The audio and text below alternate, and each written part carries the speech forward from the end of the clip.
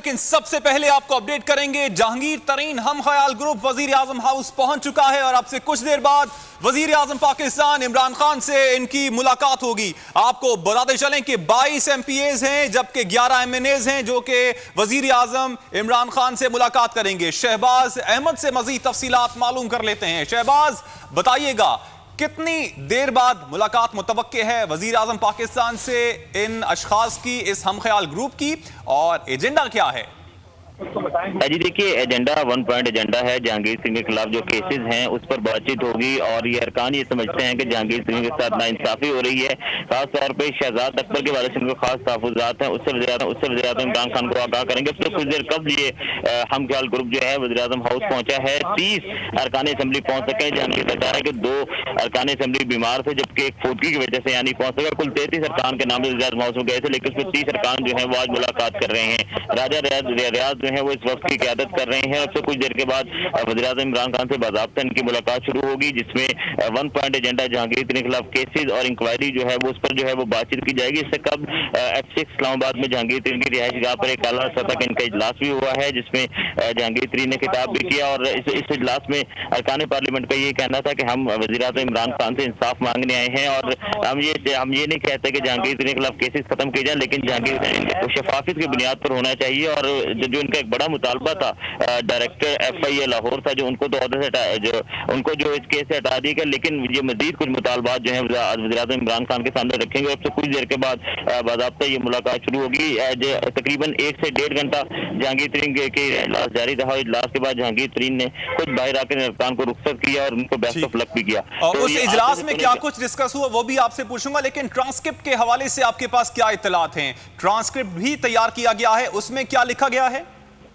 جی دیکھیے جو ڈرافٹ تیار کیا گیا ہے اس ڈرافٹ میں 1 پوائنٹ ایجنڈا یہ لکھا گیا ہے کہ جو جہانگیر ترین کے خلاف جو کیسز جو خاص طور پہ FIR لاہور میں درج کی گئی ہیں وہ جو ہے وہ درست نہیں ہے, وہ غلط ہے, ان کو فوری طور پر جو ہے وہ ختم کیا جائے. اور اس کے ساتھ ساتھ یہ بھی کہا جائے گا جو انکوائری ہے جہانگیر ترین کے خلاف اس میں اسلام آباد سے کچھ سیاسی شخصیت ہے جو کہ انہیں FIA کو کال کر کے مجبور کرتی ہے کہ جہانگیر ترین کے خلاف کیسز کھولے جائیں. تو وزیر اعظم عمران خان خود جو اس معاملے کو دیکھیں اور جہانگیر ترین کا احتساب ضرور کیا جائے مگر ان کا احتساب جو شفافیت کی بنیاد پر ہو. ساتھ ساتھ ڈرافٹ میں یہ بھی ہے کہ وزیر اعظم عمران خان جو جہانگیر کی انکوائری ہے اس کی خود نگرانی کرے کہ سر زیادتی نہ ہو اور جو احتساب کا نعرہ وزیر اعظم عمران خان لے کے آئے تھے وہ منوپلی کسی ایک کے ساتھ نہ ہو بلکہ سب کا احتساب جو ہے وہ برابر کیا جائے اور جہانگیر ترین کو جو ہے وہ انتقام کا نشانہ نہ بنایا جائے. 1 پوائنٹ ایجنڈا ہے جہانگیر ترین کے کیسز پہ آج کے اجلاس میں جو ہے وہ بات چیت ہوگی اور ڈرافٹ جو ہے وزیر اعظم عمران خان کو پیش کیا جائے گا اور آدھے سے پونا گھنٹے ملاقات ہوگی. اس کے بعد یہ ارکان جو ہے دوبارہ جہانگیر ترین کی رہائش گاہ پر آئیں گے, جہانگیر ترین کو تمام صورتحال سے آگاہ کریں گے, پھر ایک اجلاس ہوگا اس میں پھر آگے کا لائحہ عمل طے کیا جائے گا. ٹھیک شہباز, آپ نے اپڈیٹ کیا, آپ کا شکریہ. وزیر اعظم کے سامنے موقف رکھیں گے, امید ہے کپتان حقائق سنے گا. PTI کے رکن قومی اسمبلی جہانگیر ترین کے معاملے پر امید میڈیا سے گفتگو میں کہا کہ اسلام آباد سے جہانگیر ترین کیس کے حوالے سے فون جاتے ہیں. ایک سیاسی شخصیت جہانگیر ترین کیس میں اسلام آباد سے کالز کرتی ہے. کوئی فیور نہیں, انصاف چاہتے ہیں, شفاف ٹرائل پر کوئی اعتراض نہیں ہے. نیب نے چینی بحران کی تحقیقات تیز کر دی ہیں. سابق سیکرٹری تجارت یونس ڈھاگا کو کل نیب راولپنڈی آفس میں طلب کیا گیا ہے. انٹر منسٹری کمیٹی کی تفصیلات اور قیمتوں کے تعین کا ریکارڈ بھی منگوا لیا گیا. چینی کی مٹھاس چھیننے والوں کے خلاف تحقیقات میں تیزی, اہم شخصیات کے گرد گھیرا تنگ ہونے لگا. نیب راولپنڈی نے سابق سیکرٹری تجارت یونس ڈھاگا کو کل طلب کر لیا. انٹر منسٹری کمیٹی کی میٹنگز میں کیا کچھ طے ہوا, یونس ڈھاگا کو تمام تفصیلات ساتھ لانے کا کہہ دیا گیا. چینی کی مقامی اور عالمی قیمت کے تعین کا ریکارڈ بھی طلب کر لیا گیا. تمام سمریاں, سفارشات اور پیپر ورک کا ریکارڈ بھی منگوا لیا گیا. صوبائی وزیر میاں اسلم اور سابق وزیر سمیع چودھری کو پہلے ہی تحقیقات کے لیے طلب کیا جا چکا ہے. چیئرمین اور وائس چیئرمین شوگر ملز بھی شامل تفتیش ہو چکے. وزارت صنعت و پیداوار کے افسران بھی نیب کے ریڈار پر ہیں. اور چیئرمین پاکستان پیپلز پارٹی بلاول بھٹو کی وزیر اعظم پر شدید تنقید. کہا 2 نہیں 1 پاکستان کا نعرہ لگانے والے عمران خان نے امیروں کے لیے الگ اور غریبوں کے لیے ایک الگ پاکستان بنا دیا ہے. بلاول بھٹو نے کہا ہے کہ نئے پاکستان کی ایمنسٹی اسکیموں میں ٹیکس چوروں کے لیے ریلیف ہے اور ٹیکس دینے والے تنخواہ دار طبقے کے لیے مہنگائی ہے. کیا مزدوروں اور کسانوں سے سبسڈی چھین کر صرف امیر طبقے کو نوازنا عمران خان کی تبدیلی ہے؟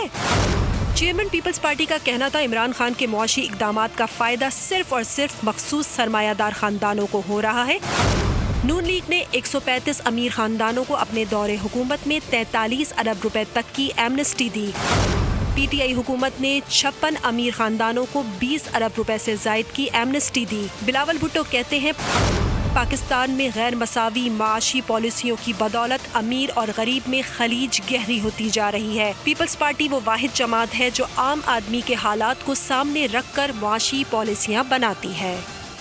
نیب نے سابق صدر آصف علی زرداری کے خلاف 8 ارب روپے سے زائد کی منی لانڈرنگ کا ریفرنس دائر کر دیا۔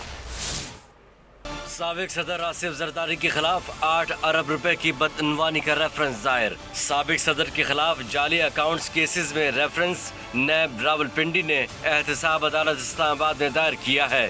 ریفرنس میں کہا گیا ہے کہ آصف زرداری کے سابق اسٹینوگرافر مشتاق احمد بھی شریک ملزم ہیں۔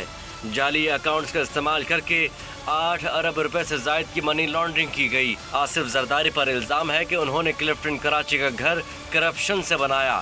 ان کی طرف سے خود گھر خریدنے کا کوئی ثبوت نہیں۔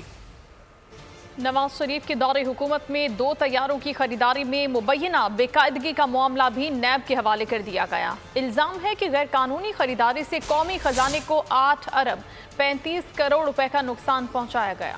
خرم شیر زمان کہتے ہیں کاش وزیر اعلیٰ سندھ اومنی ایان جعلی اکاؤنٹس میں پیسے جھونکنے کے وقت بھی گھبراتے، آج سندھ کی عوام صحت سمیت بنیادی سہولیات سے محروم نہ ہوتی۔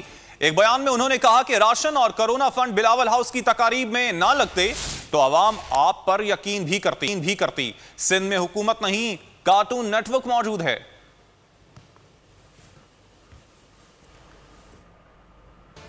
مسلم لیگ نون کے رہنما MNA جاوید لطیف کو لاہور کی مقامی عدالت سے عبوری ضمانت خارج ہونے پر گرفتار کر لیا گیا۔ جاوید لطیف پر الزام ہے کہ انہوں نے ریاست مخالف تقاریر کی ہے جس پر ان کے خلاف مقدمہ درج ہے۔ جاوید لطیف کی گرفتاری ان کے بھائی نے لاہور ہائی کورٹ میں چیلنج کر دی۔ رہنما مسلم لیگ نون جاوید لطیف کا کہنا ہے کہ ملک میں خرابی کی نشاندہی کرنے والوں کو غدار اور خرابیاں پیدا کرنے والوں کو محب وطن کہا جاتا ہے۔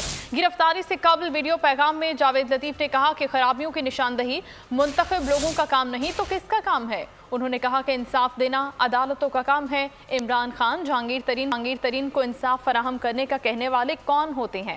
جاوید لطیف نے کہا کہ پاکستان میں دھمکی آمیز سیاست کی روش ختم ہونی چاہیے تاکہ پاکستان آگے بڑھ سکے۔ اس عمل سے پاکستان کو فائدہ نہیں نقصان ہوگا۔ پاکستان میں خرابیوں کی نشاندہی کرنے پر آپ ان کو غدار کہتے ہو اور جو خرابیاں کرتے ہیں ان کو آپ کہتے ہو کہ یہ محب وطن ہے۔ تو میں یہ کہوں گا کہ اگر پاکستان کے اندر منتخب لوگوں کا یہ کام اگر نہیں ہے کہ وہ پاکستان کی خرابیوں کی نشاندہی کر سکیں اور یہ دیکھیں کہ آج پھر جہانگیر ترین کو جو بلایا گیا اس کے گروپ کو بلایا گیا، یا تو پھر ادارے پہلے آزاد نہیں تھے اور اگر غلط کام کر رہے تھے تو کون عمران خان کے میں آپ کو انصاف دوں گا، تو عمران خان کون ہوتا ہے جہانگیر ترین کو یہ کہنے والا کہ میں آپ کو انصاف دوں گا؟ انصاف فراہم کرنے والے ادارے ہوتے ہیں۔ میں نے کہا ہے کہ پاکستان کے اندر سمیش کرنے کی روش کو دھمکیوں کو ختم کیا جائے تاکہ پاکستان آگے بڑھ سکے، مگر میرے باتوں کو روک کر جو کچھ کہا جا رہا ہے یہ پاکستان کے فائدے میں نہیں ہوگا، اس سے پاکستان کو نقصان پہنچے گا۔ اور دوسری جانب نون لیگ کے صدر شہباز شریف نے میاں جاوید لطیف کی گرفتاری کی شدید مذمت کی ہے۔ کہا پارٹی کارکنان اور رہنماؤں کی گرفتاریوں سے حکومت کی بوکھلاہٹ ظاہر ہوتی ہے۔ شہباز شریف نے کہا کہ جاوید لطیف پارٹی کے مخلص ساتھی ہیں، ان کی گرفتاری پر افسوس ہوا۔ ملک اور معاشرے کو افہام و تفہیم، تحمل اور برداشت اور ہم آہنگی کے جذبے آگے لے کر جاتے ہیں۔ شہباز شریف نے کہا کہ امید ہے کہ عدلیہ میاں جاوید لطیف کے معاملے میں انصاف کے تقاضے پورے کرے گی۔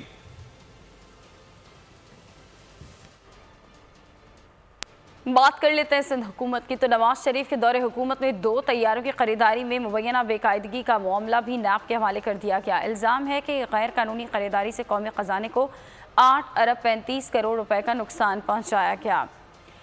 इस हवाले से भी बात करेंगे। बात कर लेते हैं सिंध काबीना की। सिंध काबीना ने सिंध बिल्डिंग कंट्रोल अथॉरिटी को डिविजनल सतह पर मुंतकिल करने और ज़राअत पर सब्सिडी की वफाकी स्कीम में शराकत दारी समेत अहम फैसलों की मंजूरी दे दी। इजलास वज़ीर आला सिंध की ज़ेर सदारत हुआ। थरकोल ब्लॉक 1 में पावर कंपनी को पावर जनरेशन के लिए अराजी के इस्तेमाल की इजाज़त भी दे दी गई। वफाकी हुकूमत की तरफ से खाद, कपास के बीज और वाइट फ्लाई पर सब्सिडी की स्कीम में शिराकत दारी की मंजूरी दे दी।